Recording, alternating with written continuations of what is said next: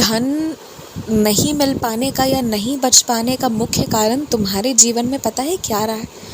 तुम कई बार ये सोचते हो कि धन ही सब कुछ है, और कई बार तुम ये सोचते हो कि ये धन होना ना अच्छा नहीं होता, इससे इंसान के मन में और सांसारिक चीज़ों को पाने की चाह हो जाती है।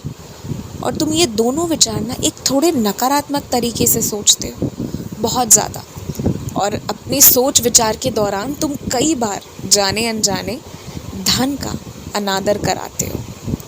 तो तुम्हारे विचार की वजह से ना धन तुम्हारे पास आना तो चाहता है, धन प्रसाद बनकर, मगर वो प्रसाद तुम्हारे पास रह नहीं पाता क्योंकि तुम उसका आदर नहीं कर पाते हो।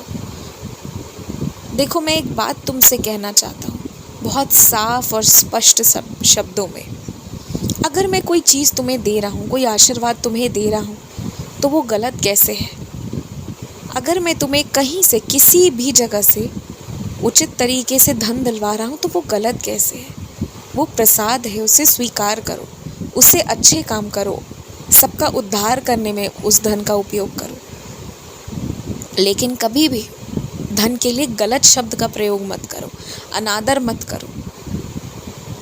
ये एक ऐसी शक्ति है, एक ऐसी ऊर्जा है ना कि अगर सम्मान करोगे तो इससे जुड़े हर सुख पाओगे और आसपास वालों को हर सुख दे पाओगे।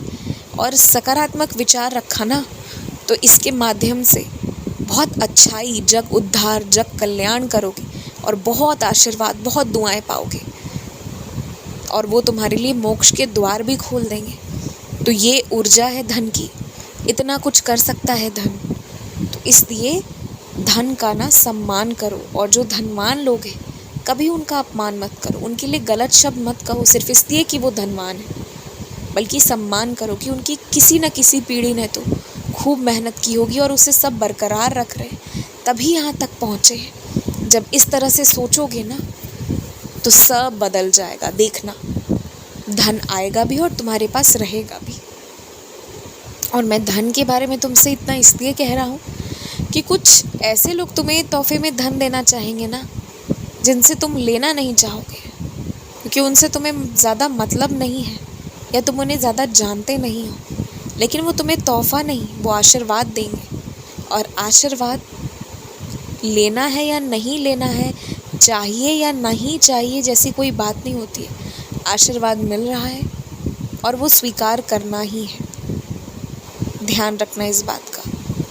धन तो नकारात्मक तरीके से तब देखा जाना चाहिए ना जब वो गलत स्रोत से आया हो या गलत कार्यों में उपयोग हो रहा हो, और उसमें भी धन प्रसाद की गलती नहीं होती है, जिसके पास है, जो उसका स्वामी है, उसकी गलती होती है। इसलिए धन की गलती नहीं है, तो उसके बारे में मत गलत सोचो और बोलो। आज मैं तुम्हें ये बात सिखा दे रहा हूँ, सीख लो इस बात को।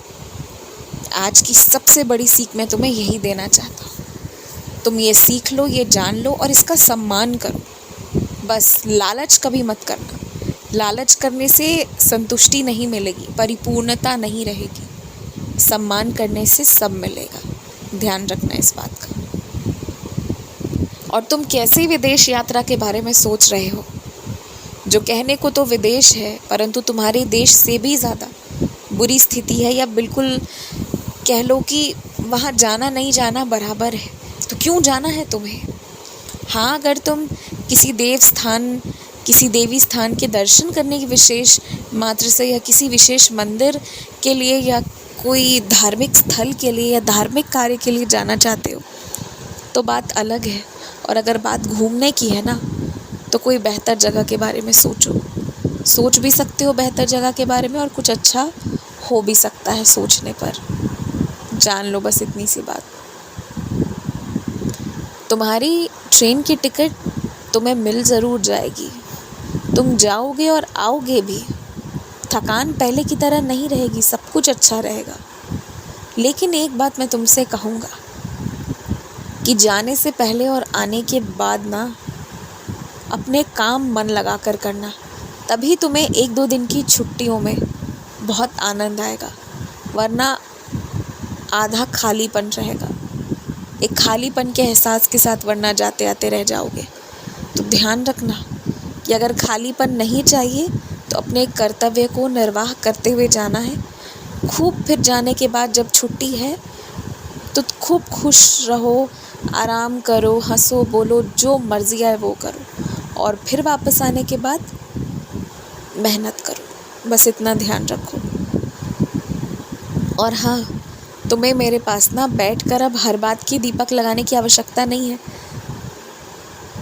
कि तुम्हारे काम सब करते रहें, सब तुम्हारा साथ देते रहें। अब हर एक बात बात के लिए जो तुम दीपक लगाने की सोचते हो, कोई ज़रूरत नहीं। बस दिल से प्रार्थना करो। और वैसे भी तुम्हें एक दिन की भी अब तकलीफ़ नहीं होगी।